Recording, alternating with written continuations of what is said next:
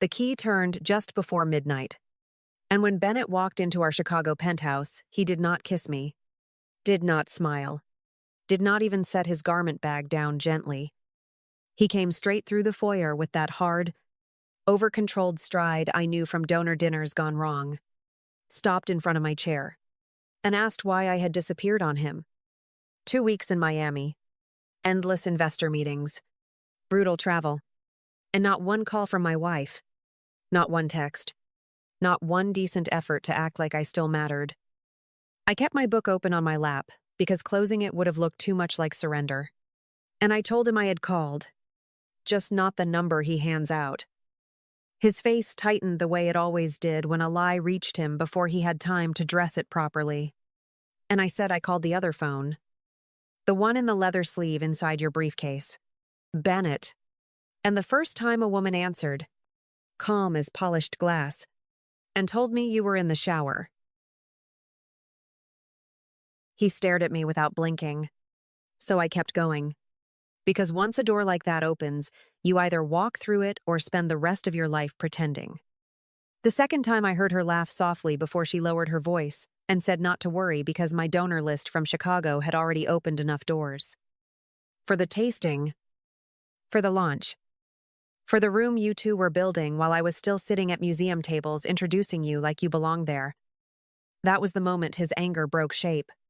Because infidelity could still be argued, but not strategy, not funding language, not the neat little sentence that proved I was useful. He moved first toward me, then nowhere, his mouth parting on some version of Amelia. Let me explain, and I finally looked up from the unread page. I told him he could lie about desire, maybe even about love, but not about a business plan that used my marriage like collateral. And the room went so still I could hear the vent breathing above us. The next morning I waited until Bennett left for a breakfast he pretended was unavoidable, then walked into his office with the same steady pulse I used before major donor meetings. Nothing in that room looked careless, which only made the dust on the storage box above his law books feel deliberate, like something hidden in plain sight long enough to become furniture. I dragged over the step stool, brought it down, set it on his desk, and found not love notes or hotel receipts, but polished paperwork that smelled worse because it had been organized.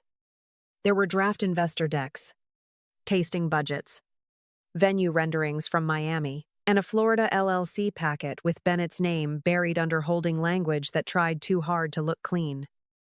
Then I found the printed email, dated 3 weeks before our wedding, and the moment I saw Daphne Cole's name above a paragraph about timing, my throat closed anyway. She wrote that my museum world in Chicago gave Bennett the credibility he still lacked on his own, that after fall gala season they could move carefully, and that I was useful precisely because I still believed I was building a marriage. I read that line twice, then a third time, because the ugliness of it was not emotional.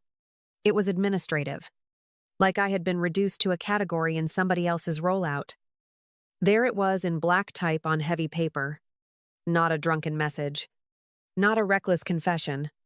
But a plan with calendar logic, funding language, and the cold rhythm of adults who thought ahead.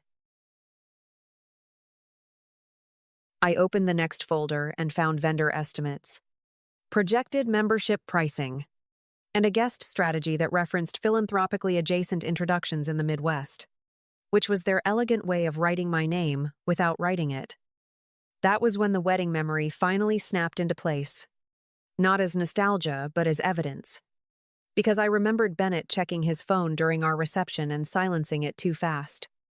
I had asked whether something was wrong in the kitchen, and he kissed my temple, smiled for the room, and murmured that a chef issue could wait until morning, which I believed because brides are trained to protect a perfect night.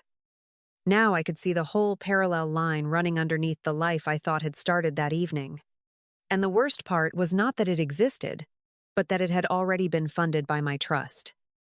Victoria Rowe arrived before noon, in a pale cashmere coat and pearl earrings that caught the gray Chicago light like little weapons. And Owen was already standing beside me when she entered. She kissed the air near my cheek, noticed the printed email on the coffee table, and asked in that smooth committee voice whether I planned to turn a regrettable inconvenience into public damage. I told her Bennett had already done that for me, and Owen shifted half a step closer without interrupting, because the paper between us had already made interruption unnecessary. She sat without being invited, crossed one elegant leg over the other, and called Miami what women like her call places they use before life becomes real. Then her eyes flicked again to Daphne's sentence about my museum world giving Bennett credibility, and that tiny pause landed harder than any confession would have. I asked whether she knew before the wedding or after, and she did not answer. She only exhaled softly and said that men often make side arrangements before they settle into the life appropriate to them. Owen's face hardened, but I stayed still, because the evidence had already done the important work, and all I needed now was to hear how she classified me.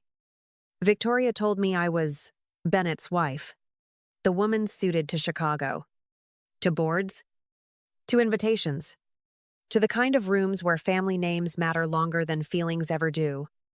She did not raise her voice when she dismissed Daphne as a Florida complication, but the contempt in that phrasing stripped my marriage down to its actual frame. And I finally saw what role I had been hired to play. I was not hearing a mother defend love. I was hearing a family defend structure. And once that truth settled in, her elegance stopped impressing me. She urged discretion, silence, patience, and a return to reason, which in her language meant I should stay polished while Bennett buried the Miami plan and resumed his place beside me at donor tables. I looked at the printed word useful on that email one more time, then back at Victoria, and understood with perfect clarity that she was not here to save my marriage. She was here to save its appearance. By that afternoon, I was sitting across from Leah Carver, whose office overlooked the river and whose face did not soften when I slid Daphne's email across her desk carefully. She read it once, tapped the date with one neat finger, and told me the smartest move was to file first and freeze the story before he moved money anywhere. Not the marriage, not the gossip, not Bennett's excuses, but the documents, the accounts, the timelines. Because men like him survive longest inside confusion and carefully managed delay for years. Within an hour, she had drafted preservation notices, requested bank statements, flagged reimbursement trails, and marked every Miami expense that looked like pleasure, disguised as investor development on our dime. Owen handled the outer wall, telling me not to post, not to hint, not to let pain turn me into free labor for Bennett's public redemption or cover for him. Because Victoria's performance downstairs had already taught me the real battlefield was not my heart. It was access. And access always leaves paperwork behind somewhere people like them can reach. Leah filed in Cook County before sunset, chose irreconcilable differences over melodrama, and built the real pressure around dissipation, disclosure, and marital money spent underwriting Miami if the judge asked. When she asked whether I wanted the penthouse, I surprised myself by saying no, because staying there would only keep me visible inside his architecture in a life already dead. So I leased a furnished place in the Gold Coast with my own funds, packed quietly, and left before Bennett could return rehearsed and contrite on terms he had written. That night, the forensic pull began, and the first flagged pattern was ugly in exactly the way Daphne's email had promised. Polished dinners billed through our joint life for us. There were restaurant deposits, tasting invoices, car services, and travel charges threaded through accounts Bennett swore were ordinary, and once I saw the repetition, ordinary died once and for all. By midnight, grief had narrowed into something cleaner, because the numbers, the filings, and the paper trail had given me back the first thing Bennett stole. Control from me completely. I flew to Miami with copies of the flagged charges in my bag and no interest in tears, closure, or any version of womanhood that asked me to beg. The tasting room Bennett had been underwriting with our money sat behind smoked glass and soft brass. Exactly the kind of place meant to flatter people into mistaking appetite for refinement. When Daphne Cole looked up and saw me standing there alone, she did not flinch, did not pretend confusion, and did not insult me by acting surprised. She only set down her phone, glanced once at the folder in my hand, and said Bennett had always promised this moment would be uglier than necessary. I told her ugly had started when she put Chicago philanthropic backing into a launch deck that was being financed through dinners charged against my marriage. Her mouth curved at that. Not kindly, not nervously, just with the chill amusement of a woman who had already decided morality was for wives.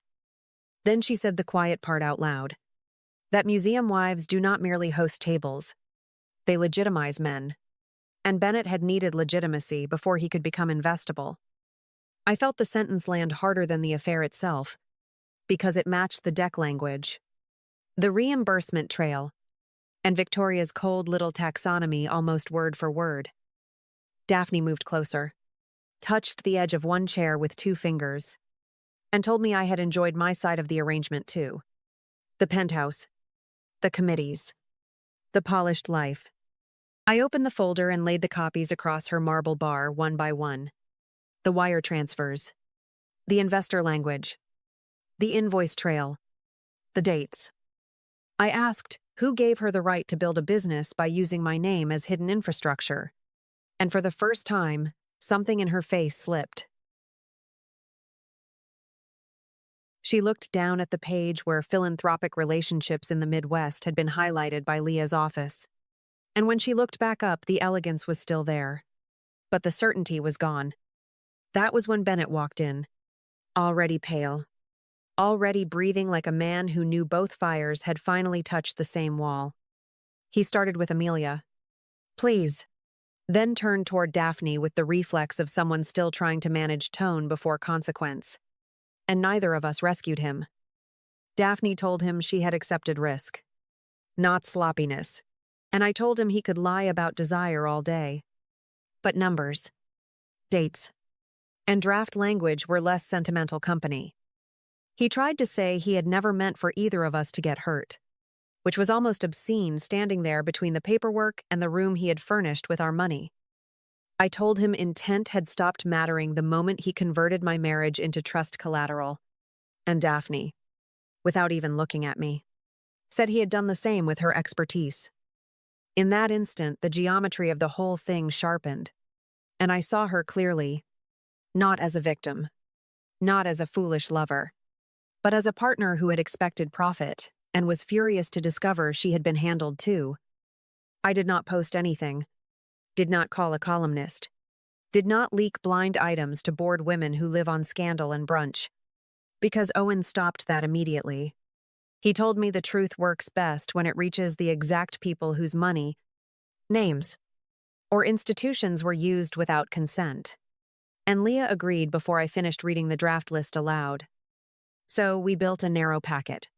Just enough pages to establish the pattern. Just enough documentation to force professional people to ask the questions Bennett had spent years avoiding. The packet went to the museum's general counsel, 2 donors Bennett had cultivated through me, and the private fund in Miami reviewing the launch he had dressed up as exclusive hospitality. There were no bedroom details, no humiliating photos, no rage on paper, only the deck language, the reimbursement trail, the LLC records, and the dates that made denial ridiculous. Once those landed, the world Bennett trusted to protect him did what it always does when liability appears. It stepped back first and asked questions later. One donor withdrew an introduction. Another asked whether his name had been used to imply support. He never offered. And the museum quietly removed Bennett from a spring committee list. Victoria called twice, then 3 times. But by then, her voice carried less authority because every defense she made sounded like confirmation that the family had known enough to intervene sooner. I did not answer her, because the evidence had already gone where it needed to go, and now silence served me better than any speech ever could. The gala arrived a week later. All white flowers, dark suits, and the same polished room where I had once felt proud to walk in on Bennett's arm. I came alone, in black silk, under my own name. And when I took my place at the table, I could feel the air change before I even saw him. Bennett appeared near the entrance, stopped by someone from the host committee, listened for 10 seconds, and then stepped back with that stiff little nod men use when humiliation has to happen in public without becoming a scene. He was not dragged out. No one pointed. No one whispered loudly enough to be vulgar. But the microphone never reached him, and that was enough. In Miami, the fund paused review of the launch. The venue partner pulled back, and Daphne lost the polished certainty she had worn like perfume when I first walked in. By the end of that week, Bennett was still standing, still dressed well, still technically invited in some rooms. But the rooms that had mattered most had already learned exactly where not to seat him. Bennett came to my Gold Coast apartment 3 days after the gala, not with flowers or speeches, but with the hollow face of a man already rejected elsewhere. I let him in because Leah had told me settlement moved faster when desperate men believed one last conversation might still soften the terms waiting on her desk. He stood in the middle of my quiet living room, looked at the boxes I still had not unpacked, and asked whether there was any version of this where he could still choose. That was when I understood he had learned nothing except that access had been revoked, because only a man like Bennett could stand in the ruins and still imagine doors. I told him choice had belonged to him before the email. Before Miami. Before he spent our money underwriting a room built to impress investors who thought I stood behind him. Now Leah had the statements, the reimbursement trail, the LLC documents, and the donor packet had already done what truth does best when it arrives before excuses. He sat down without being invited and said he had spoken to Daphne, that Miami was finished, that she did not want him in the business anymore. I believed that instantly, not because he sounded wounded, but because Daphne's face in that tasting room had already told me she could forgive greed faster than she could forgive sloppy exposure. Then he said something closer to the bone, that he had married me because I fit the life he was supposed to want, and kept Miami because it felt like the life he wanted for himself. I did not raise my voice, because the cruelty of that sentence was cleaner spoken flat, without tears, without begging, without letting him imagine confession was intimacy. I told him he did not get to arrive late and rename manipulation as confusion. Not after Victoria had defended structure, not after Daphne had defended profit, not after the paperwork had defended itself. The settlement would move exactly as drafted. The penthouse would be sold. Dissipation would be accounted for. And he would sign because there were no longer two women waiting behind two separate doors. He looked at me for a long time then, as if he were finally meeting the person he had misjudged from the beginning. He asked whether I hated him, and I told him hatred still sounded too intimate for a man who had treated my life like a usable surface. When he finally signed the first set of papers Leah messengered over that evening, I watched his name go down in black ink and felt something colder than revenge and far more satisfying. Completion. Months later, the evidence that had once controlled my breathing had lost its power because the secret phone was gone. The reimbursement trail was closed, and Bennett's name no longer opened rooms that mattered to me. I signed Sutton again without hesitation, kept my share from the sale, and began building private cultural salons under my own name, in my own voice, for people who came because I belonged there. The strangest part was not the quiet, but the cleanliness of it. No hidden charges. No strategic apologies. No man returning from another city expecting me to keep his life respectable. By spring, invitations still arrived. Only now they came addressed to me alone. Estaca, and that told me everything I needed to know about what the city had actually seen. Bennett had not vanished. Daphne had not collapsed. Victoria still dressed beautifully and spoke in careful tones. But none of them could turn paper back into myth once the dates, charges, and signatures had been read. I made dinner in my own kitchen one soft evening, poured wine into one glass, looked out over the lights along the lake, and realized peace finally felt expensive in the right way. Because this time I had paid for it with truth instead of denial. Thank you for staying with me through this story and holding space for every hard truth it carried from the first ring to the final signature. If some part of Amelia's life felt painfully familiar, I hope you remember that losing the wrong future can still return you to yourself. Stay with this channel, share your thoughts, and keep choosing the kind of love and peace that never requires you to disappear inside it.